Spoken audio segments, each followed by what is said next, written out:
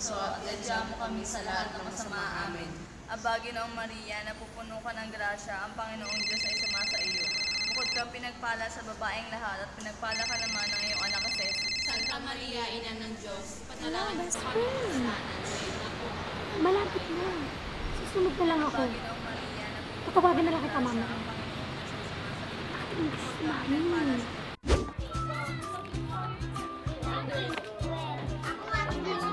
Lord, pagbigyan mo naman ako. Ayoko na, wala nang pera. Dario!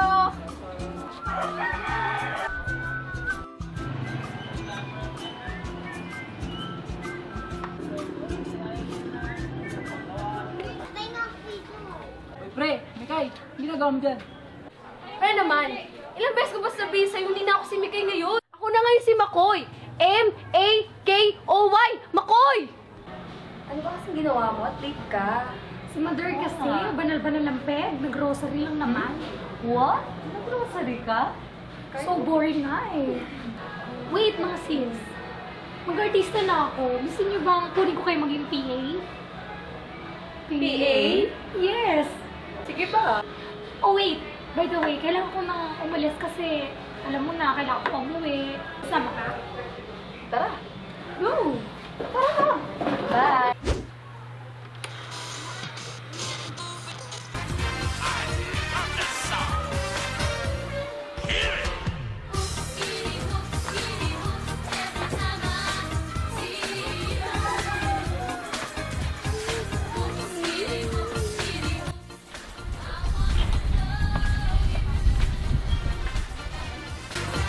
Ay, Nay, tinda mo na, sumasayaw ka pa yan. Ano bang pakialam mo? Ito ang pampasexy ko. At saka saan ka na naman ba nang galing, ha?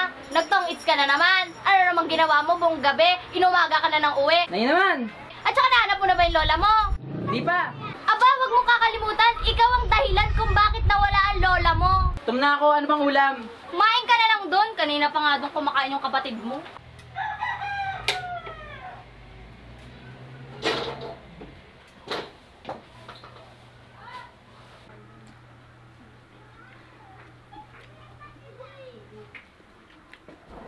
Hoy, Tisay, anong ulam?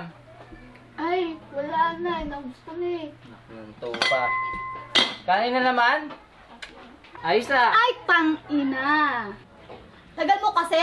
Nang tuloy na ubusan ka ng ulam. Sumukit ka dyan kay nanay eh. Ano na namang gulo to? Ito kasing si Tisay eh. Ikaw nang may Bakit? Hindi mo ako tinira ng ulam, ha? Saglit lang, tama na yan! Ikaw to nagpapahuli kaya wala kang ulam. Mabuti nga sa'yo, tong-its ka na tong-its kung saan ka pumupunta. Yan! Bago mo maligo ka muna. Punyeta ka!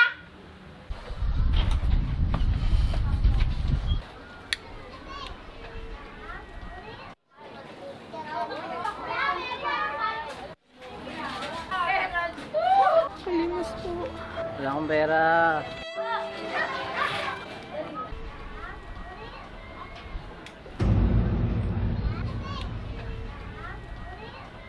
Uy pre, ang ginagawa mo dito? Nag-aaway kasi kami ni Nanay tsaka ni Tisay eh. Uy! Si Joyce Jimenez oh! Tanga! Si Angel Lord at best friend niya si Cara. Grabe, ang ganda naman at sexy ni Angel. Bukas na bukas, siligawan ko yan. Huwag ka mag-inaso, di ka papatulan yan.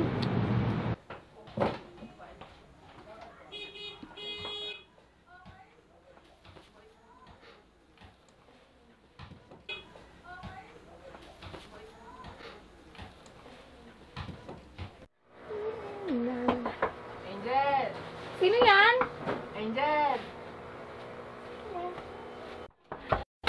Magkalayong agwat, gagawin ang lahat, mapasayo lang ang Bakit ka nandito?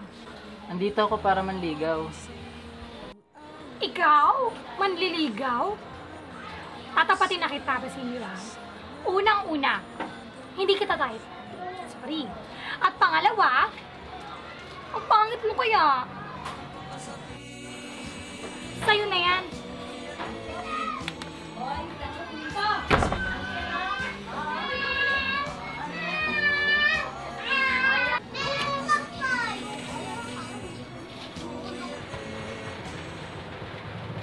Ba't malungkot ka? Busted kasi ako eh. Tagay ka muna. Buti ka pa. Ang swerte mo. May trabaho. May pera. Ako, wala. Sipag at tiyaga lang ang kailangan sa buhay para umangat. Kung umangat ka man, huwag kang makakalimot sa Diyos. Dapat magpapasalamat ka sa Kanya. Kung nakagawa ka naman ng masama, nandyan lang ang Diyos para magpatawad. Yun nga eh. Nagsisimba naman ako. Nagsisimba ka ba? Nag-chicks ka lang eh. Hindi mo siniseryoso ang pagsisimba. Huwag ka nang gumawa ng masama. Mas maganda pang gumawa ng mabuti, marami pang matutuwa sa'yo. Bago ka na kaya, Basilio, mapapatawad ka pa ng Diyos. Malay mo, swertehan ka, di ba? Saan ba yung pares ng hikaw? Ay, ano to?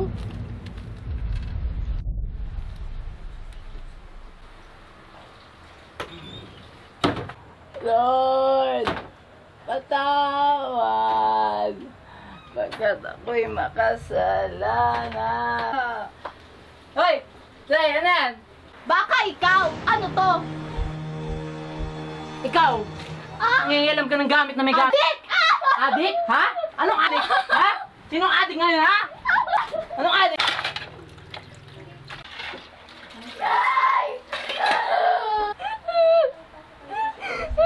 Ano? Magsusumbong ka? Ha? Putangin na ka! Ano? Ha? Ha? Ano? Eh bakit mo ba siya sinasaktan? Eh kasi adik ka! Adik! Adik ka? Wala ka nang ginagawa dito sa bahay. Wala ka nang kwenta. Nag-a-adik ka pa? Lumayas ka! Layas!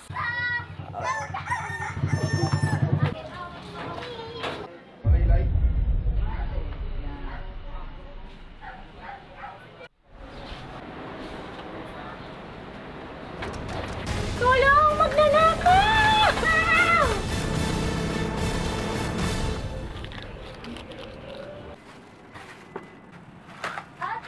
Ito, may pasit ako. Mainit pa kainin natin.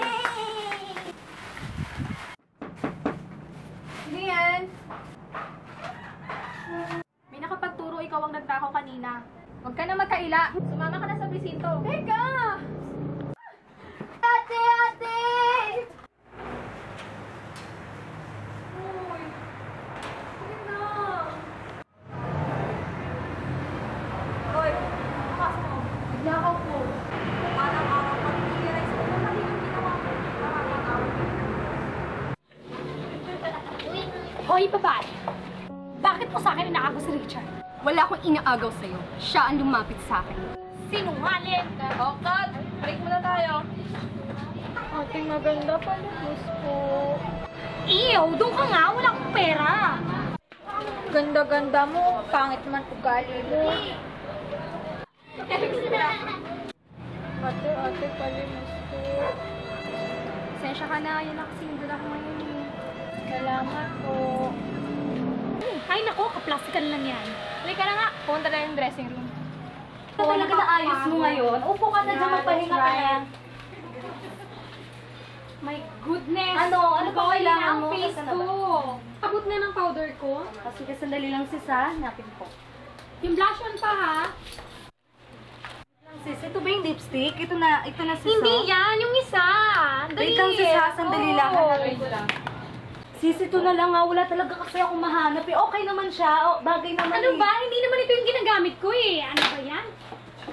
Alam mo, ang tanga-tanga mo naman, ang taba-taba mo pa.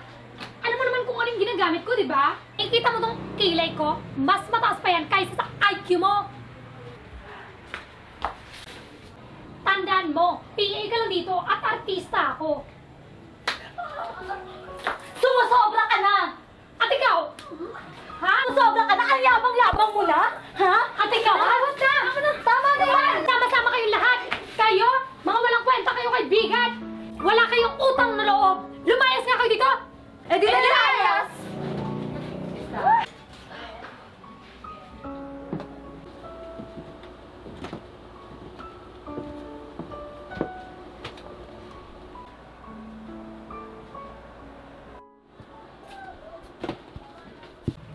Anak, magsisimba tayo mamaya ah.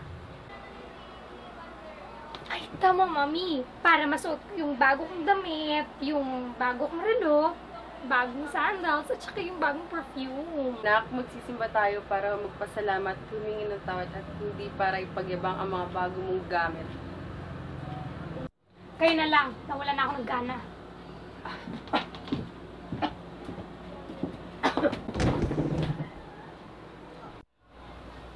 Mami!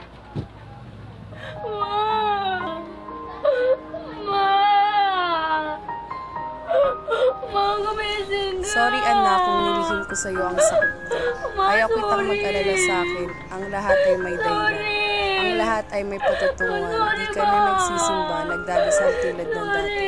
Sana balang araw anak, ma-realize mo na wala ang kasikatan mo kung wala ang Diyos. Matutong magbigay, hindi kailangang salohin ang grasyang binibigay niya. Matutong ding magpasalamat, humingi ng tawad sa Kanya. Ingatan mo ang sarili mo, mahal na mahal kita anak at mahal ka din ng Diyos.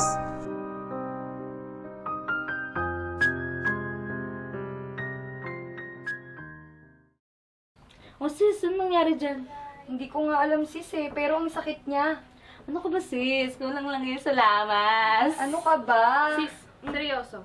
Masakit ba talaga? Oo, ang sakit-sakit niya Ang mas mabuti, magpa-check up ka na. O siya, magbihis ka na friend. Kalokan, laswa. Tara na. Tara na, tis.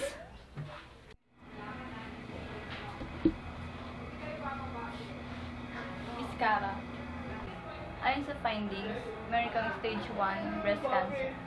And you have to undergo chemotherapy. I'm sorry. Bakit ako pa? Bakit?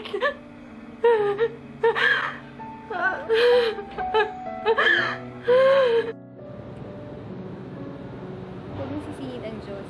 Ang Diyos ay may dahilan sa lahat na nangyayari sa mundo. Magtiwala ka sa Kanya at gagaling ka.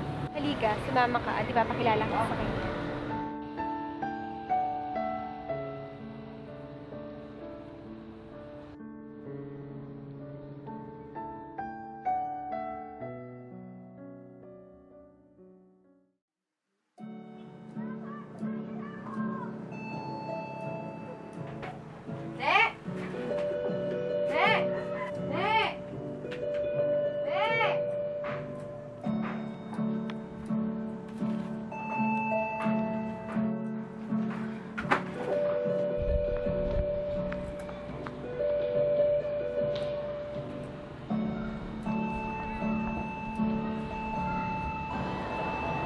Welcome to Child of Jesus Orphanage.